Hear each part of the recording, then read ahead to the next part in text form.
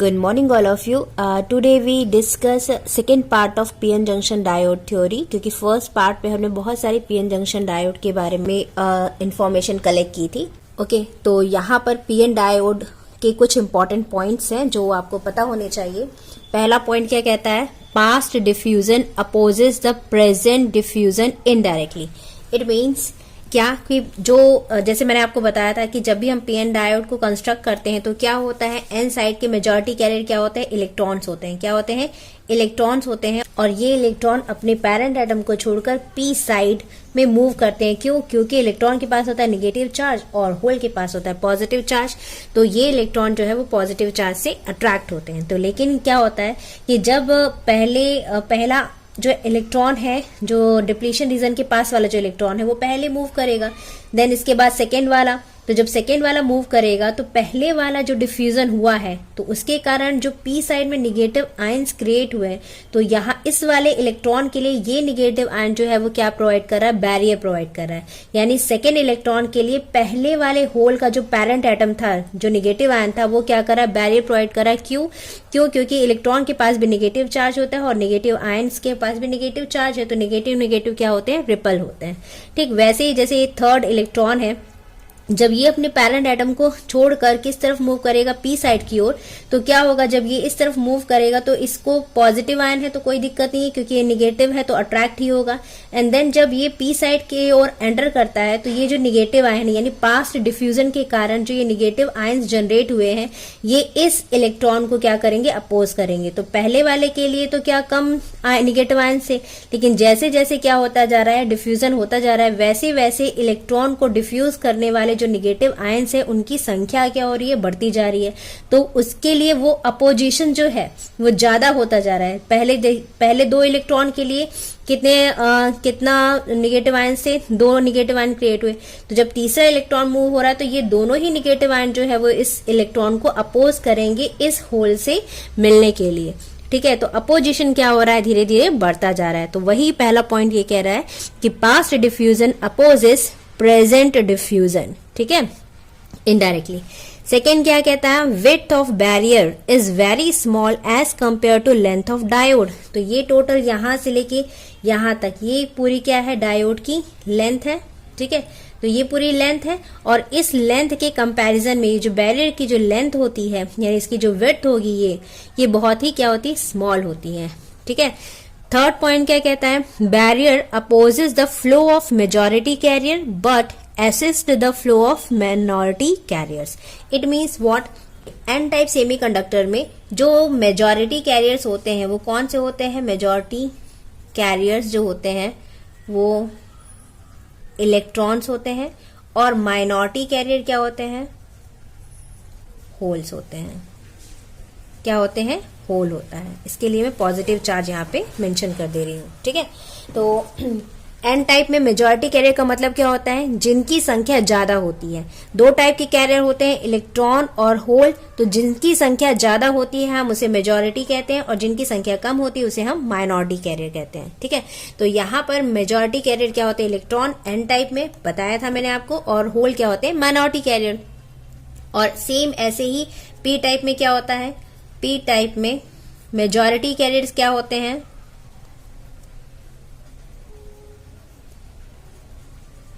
क्या होंगे? Majority carriers क्या होंगे?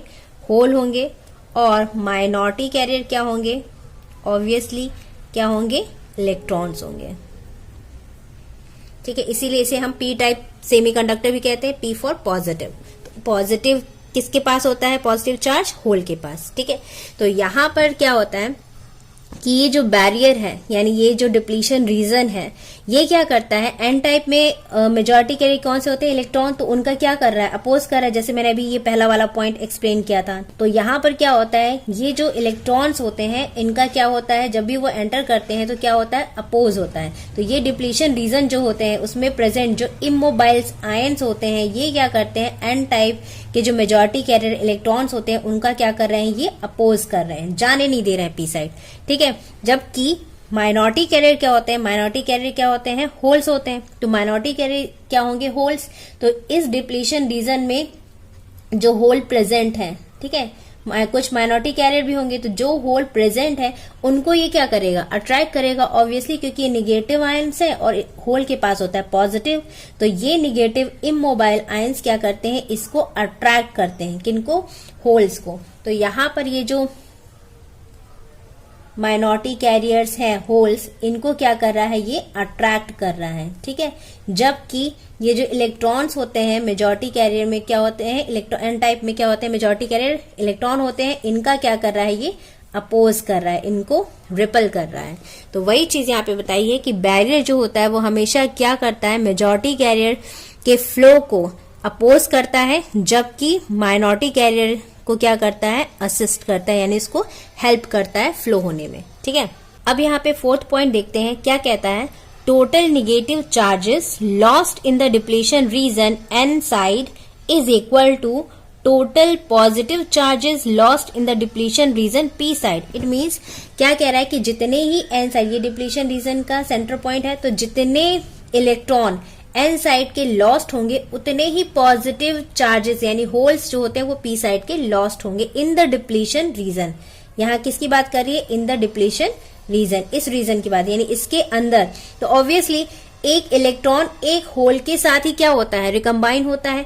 जैसे ये इलेक्ट्रॉन अगर इनकेस ये वाला इलेक्ट्रॉन डिफ्यूज होगा, तो ये इलेक्ट्रॉन जब डिफ्यूज होगा तो एक होल के साथ ही डिफ्यूज होगा, तो इलेक्ट्रॉन भी लॉस्ट हुआ और होल भी लॉस्ट हुआ। तो यहाँ पर जब ये वाले इलेक्ट्रॉन जो होते हैं वो इन वाले होल के साथ डिफ्यूज होते हैं, तो क्या होता है, यहाँ पे एक डिप्लीशन रीजन जो है वो क्रिएट होगी, और डिफ्यूज होंगे तो ये क्या होंगे, यहाँ से रिमूव हो जाएगा, होल रिमूव होगा, और यहाँ से क्या रिमूव हो जाएगा, इलेक्ट्रॉन रिमूव हो जाएंगे, और ये डिप्लीशन रीजन की विड्थ क्या हो जाएगी, बढ़ जाएगी। तो एक इलेक्ट्रॉन जो है वो एक होल को ही डिफ्यूज करता है, क्योंकि उसी के साथ ही रिकम्बाइन होता है। इसलिए यहाँ पे कहा है कि जितने नेगेटिव चार्जेस डिप्लीशन रीजन के अंदर की बात कर चल रही है, ठीक है, तो जितने नेगेटिव चार्जेस डिप्लीशन रीजन के अंदर क्या होते हैं, लॉस्ट होते हैं, उतने ही पॉजिटिव चार्जेस क्या होते हैं, पी साइड में लॉस्ट होते हैं, ठीक है। तो ये चीज समझ में आई, फोर्थ पॉइंट। अब हम फिफ्थ पॉइंट देखते हैं क्या है। फिफ्थ पॉइंट है depletion region penetrates equally into N side and P side for equal doping and it penetrates unequally for unequal doping. तो डोपिंग का मतलब मैंने बताया था कि एन साइड पे हम जो डोपिंग करते हैं तो डोनर एटम्स होते हैं वो, क्योंकि पेंटावेलेंट इम्प्योरिटीज की हम डोपिंग करते हैं, तो उन आयंस को हम क्या कहते हैं, डोनर एटम। उन एटम्स को हम क्या कहते हैं, डोनर एटम। जो पेंटावेलेंट इम्प्योरिटीज होती है उनको, उनके एटम्स को हम क्या कहते हैं, डोनर एटम, क्योंकि वो इलेक्ट्रॉन प्रोवाइड करते हैं, ठीक है। तो ये यहाँ पे हम जो पेंटावेलेंट इम्प्योरिटी का कॉन्सेंट्रेशन होता है उसको हम डोनर एटम कॉन्सेंट्रेशन कहते हैं। सेम ऐसे ही पी टाइप में हम ट्राइवेलेंट इम्प्योरिटीज की डोपिंग करते हैं, और ट्राइवेलेंट इम्प्योरिटीज के एटम जो होते हैं उनका जो कॉन्सेंट्रेशन होता है, यानी पर यूनिट वॉल्यूम में नंबर ऑफ एटम्स होता है, उसको हम कहते हैं Na एक्सेप्टर एटम कॉन्सेंट्रेशन, ठीक है। तो यहां पर ये कह रहा है कि अगर Nd यानी डोनर एटम और एक्सेप्टर एटम का कॉन्सेंट्रेशन इक्वल है, तो इनके अक्रॉस जो डेप्थ ऑफ पेनिट्रेशन है, यानी पी साइड में कितना पेनिट्रेट हो रहा है, xp0, और एन साइड पर कितना पेनिट्रेट हो रहा है, xn0 डिस्टेंस, ठीक है। तो ये जो डिस्टेंस है वो क्या होगी, इक्वल होगी। It means when Nd is equal to Na, then xn0 is equal to xp0. Same वैसे ही when Nd not equal to Na, then xn0 not equal to xp0. It means कि अगर इनका जो इम्प्योरिटी कॉन्सेंट्रेशन है P side में और N side में जो इम्प्योरिटी जो हम ऐड कर रहे हैं, अगर उनका कॉन्सेंट्रेशन इक्वल नहीं है तो इनका जो पेनिट्रेशन जो है वो भी क्या होगा, इक्वल नहीं होगा, किसी तरफ ज्यादा होगा किसी तरफ कम होगा। तो अब किस तरफ ज्यादा होगा किस तरफ कम होगा, ये सिक्स्थ पॉइंट एक्सप्लेन कर रहा है। क्या है, depletion region penetrates more into lightly doped region. It means कि जो लाइटली डोप्ड होगा, यानी अगर फॉर एग्जाम्पल के लिए एन साइड में मैंने डोपिंग ज्यादा की है as compare to P side में, तो क्या होगा, यहाँ पर एन साइड में डोपिंग ज्यादा की है, it means Nd greater than क्या हो गया, Na। तो क्या होगा, अगर इसकी डोपिंग ज्यादा है इसका मतलब नंबर ऑफ इलेक्ट्रॉन्स जो है वो ज्यादा है as compare to number of holes in P side. अगर फॉर एग्जांपल के लिए इसके पास 100 इलेक्ट्रॉन्स हैं और यहाँ पर कितने हैं, सिर्फ 50 ही होल्स हैं, कितने हैं, सिर्फ 50 ही होल्स हैं, तो क्या होगा, ये 100 इलेक्ट्रॉन है तो इनका कॉन्सेंट्रेशन क्या हुआ, हाई हुआ, तो ये बहुत ही फोर्सफुली कहाँ मूव करेंगे, पी साइड की ओर।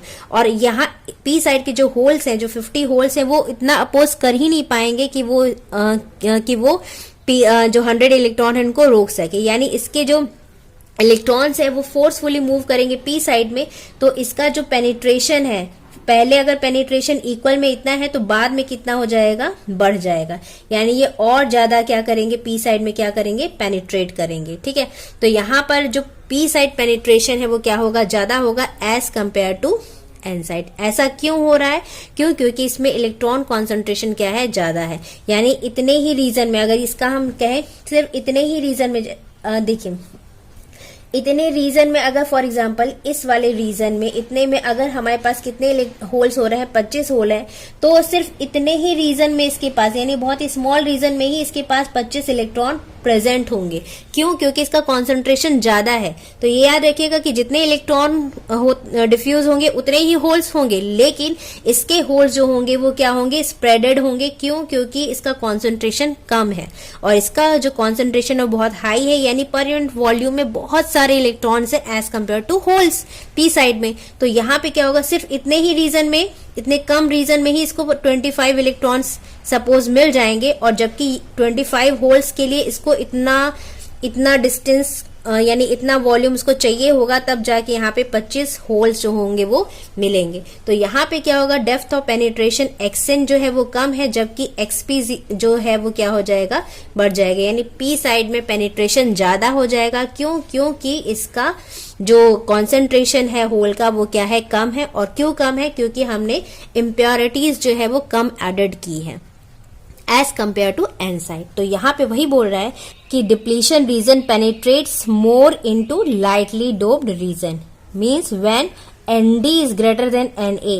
अगर ND ज्यादा है तो क्या होगा, XP ज्यादा होगा। ठीक है, अपोजिट अगर इसका वैल्यू यानी N टाइप में अगर ND ज्यादा है तो XP ज्यादा होगा, और अगर NA ज्यादा है, अगर NA ज्यादा है तो क्या ज्यादा होगा, XN ज्यादा होगा। तो देखिए ND ग्रेटर देन है इसलिए XP ग्रेटर देन है, और अगर NA ग्रेटर देन ND है तो XN ग्रेटर देन XP होगा। तो हमेशा याद रखिएगा लाइटली डोप्ड रीजन में पेनिट्रेशन हमेशा ज्यादा होता है। तो ये थोड़े से इंपॉर्टेंट पॉइंट्स थे जो आपको पता होने चाहिए जब हम पीएन डायोड की थ्योरी पता करते हैं या उसके बारे में पढ़ते हैं। तो ये इंपॉर्टेंट पॉइंट्स है जो आपको पता होने चाहिए, और वो कुछ फॉर्मूलेज मैंने आपको पहले ही बता दिए हैं। तो अब उससे रिलेटेड हम क्वेश्चंस देखेंगे कि एग्जाम में उस टाइप के क्वेश्चन कैसे बनते हैं, उन फॉर्मूले से रिलेटेड जो क्वेश्चंस आते हैं वो कैसे होते हैं। ठीक है, तो नेक्स्ट लेक्चर में हम वही देखेंगे कि किस टाइप के क्वेश्चंस डायोड से रिलेटेड बनते हैं, जो फॉर्मूले बेस्ड होते हैं। बस आपको फॉर्मूले पता होने चाहिए। ठीक है, तो आई होप आपको ये theory part of PN diode का समझ में आया होगा। और अगर आपको मेरे वीडियो और लेक्चर समझ में आते हैं तो प्लीज इनको लाइक करिए, शेयर करिए अपने फ्रेंड सर्कल पर, और अगर आप मेरे चैनल पर नए हैं तो सब्सक्राइब करना बिल्कुल मत भूलिएगा। Thank you for watching and all the best.